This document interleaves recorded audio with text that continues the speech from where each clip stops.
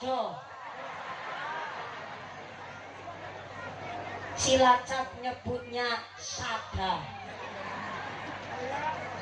Sada, sodo, lidi walaupun tebel tapi kok cuman satu lenjer. Jangankan buat neplok laler pak, buat nyapu aja nggak bisa. Soalnya mau selenjer, angger nggo nyapu yang wakwik toh. Seperti halnya Pak Kades, seperti halnya Agnia kita di Desa Bandaragung. Sesukses apapun Pak Kades punya pemikiran untuk memajukan Desa Bandaragung, sesugih apapun donaturnya untuk mengadakan pengajian, kalau seorang diri nggak mungkin pengajian hari ini sesukses ini. Betul? Laras. Tapi lidi, pirang-pirang lidi dari banyak sodo kemudian dijiret dikumpulin jadi satu, bareng diikat bunyinya bukan sodo meneh tapi monine jadi sapu. Kalau lidi udah jadi sapu, jangankan neplok laler, dalam sedawan-dawan Bandaragung bakalan bersih dirampungaken karo sapodo. Maka pengajian hari ini ternyata tidak ada wong pelit nang Bandaragung. Amin Allahumma. Amin. Nggak ada orang pelit nang Bandaragung. Sebab apa? Orang Kecamatan Lalang adalah wong paling sugih sak ngalam jagat raya. Laisal ghina an kasratil ardi walakinnal ghina nafsi. Yang namanya sugih menurut Kanjeng Nabi bukan dari banyaknya harta, bukan dari tingginya pangkat, tapi menurut Kanjeng Nabi wong sing paling sugih, wong sing paling ayem atine, paling tentrem uripe. Nyatane panjang rawuh temriki modale akeh. Betul? Laras.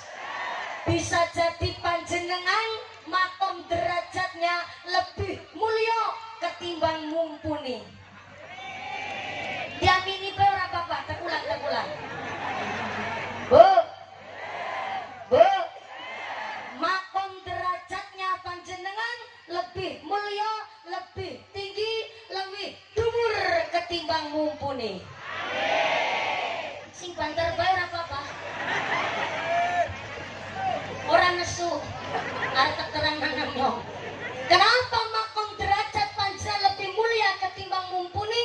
Karena panjenengan datang di sini malah modale akeh. Bayar speed, bayar bensin, anaknya jaluk cilok, jaluk pentol, jaluk es, jaluk lato-lato. Orang keduman snack, duduknya praktis, bokong yang lemprak, sikile atis. Modale akeh rawuh teng mriki. Betul? Makom derajatnya lebih mulia ketimbang mumpuni. Kenapa lebih mulia ketimbang mumpuni? Lah, kula dugi mriki jelas ana sing ngamplopi. Bisa jadi niat sucine panjenengan lebih tulus ketimbang mumpuni. Maka alhamdulillah diniatkan pengajian hari ini, panitia ditanya oleh saya rada bingung. Pak, niki pengajian dalam rangka apa? Ya kepriwe ya mumpuni. Jane acarane muludan tapi ora keduman Rabiul Awal. Kepingin acara Isra Mi'raj tapi durung mlebet Rajab. Wis pokoke iki pengajian dalam rangka ngundang mumpuni kayak lah. Begitu Pak Panitia bilang. Jadi pengajian dalam rangka ngundang mumpuni. Artinya saya datang di sini supados derek sowan silaturahmi nambahi tali persederekan. Maka mohon izin yang pada berdiri saya anjurkan kakinya Pak. Kakinya itu sukune kue sikile kue bahasa Cinane cutang. Itu bahasa Cina Ibu, bahasa Cinane cutang. Kakinya Pak, sukune sambil diputar begini, yang berdiri, nggih, untuk memperlancar peredaran darah. Soalnya kalau di Jawa Tengah Pak, pengajian sambil berdiri banyak yang pingsan karena memang orang ketuman senek, orang medan kopi urung sarapan sambil berdiri Pak, begitu. Tapi kalau orang trans dan orang-orang daerah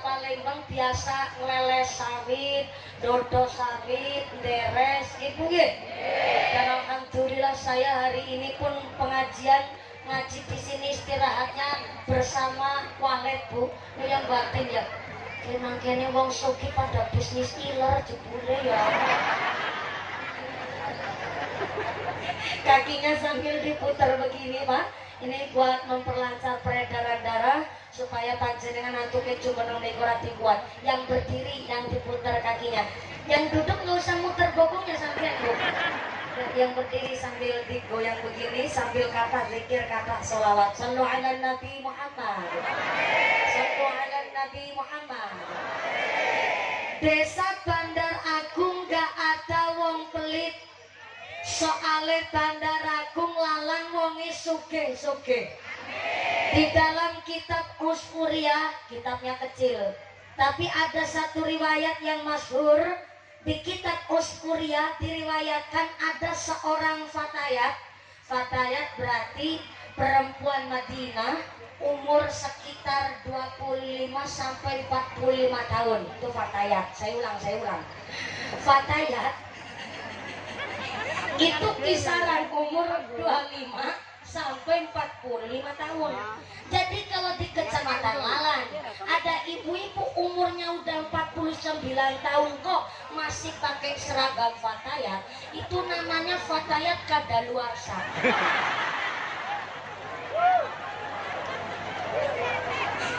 Alias fatayat expired.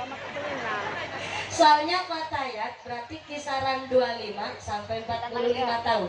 Ini di dalam kitab Usfuriyah. Seorang fatayat ternyata bapak ibunya telah meninggal dunia, wafat, sedo.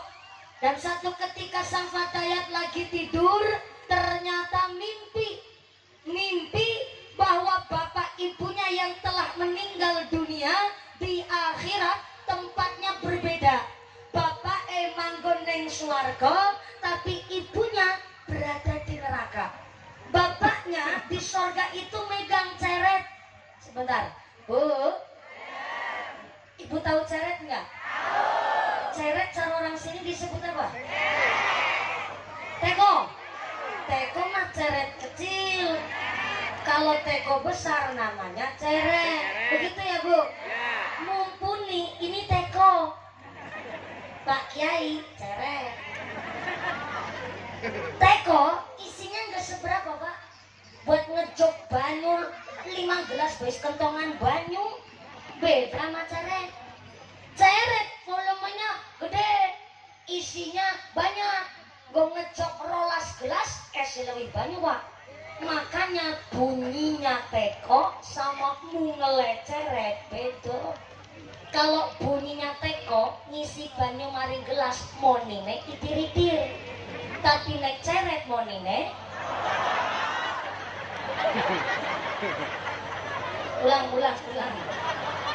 Teko monine itir-itir, ceret monine ya Allah mumpuni itir-itir. Berarti Pak Kiai ngomong Kiai, itu bukan saya yang ngomong. Ibu-ibu nih, ibu muslimat yang ngarep mau ke tanggane sing ngambine apa menger-menger.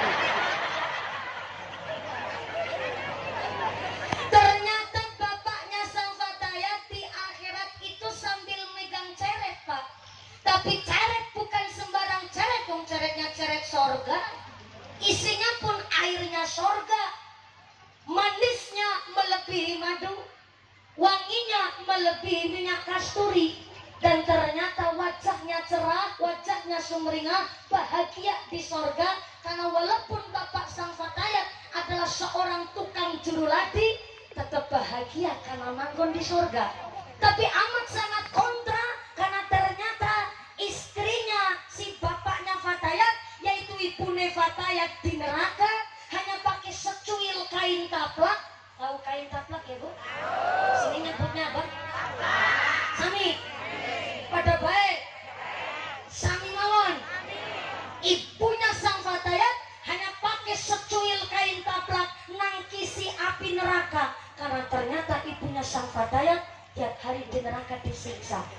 Karena keadaan yang begitu kontra, akhirnya sang fatayat ini nangis sedih, terus nangis senang karena bapaknya di sorga, tapi tapi sedih karena ibunya di neraka. Akhirnya sang Fatayat di dalam mimpinya teriak-teriak manggil ayahnya dalam rangka supaya nolongin ibunya. Sang Fatayat manggilin bapaknya, Pak, Bapak.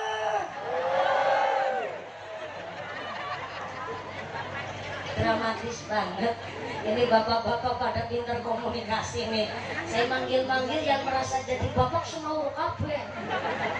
Ya namanya keadaan darurat. Keadaan posisinya antara sang Fatayat sama bapaknya di sorga begitu jauh.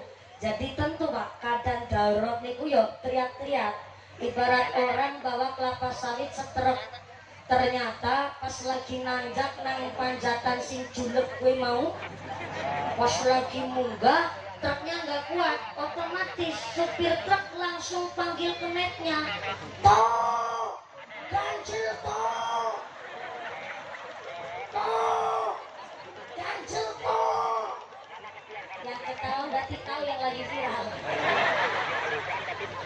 Keadaan darurat mesti teriak-teriak.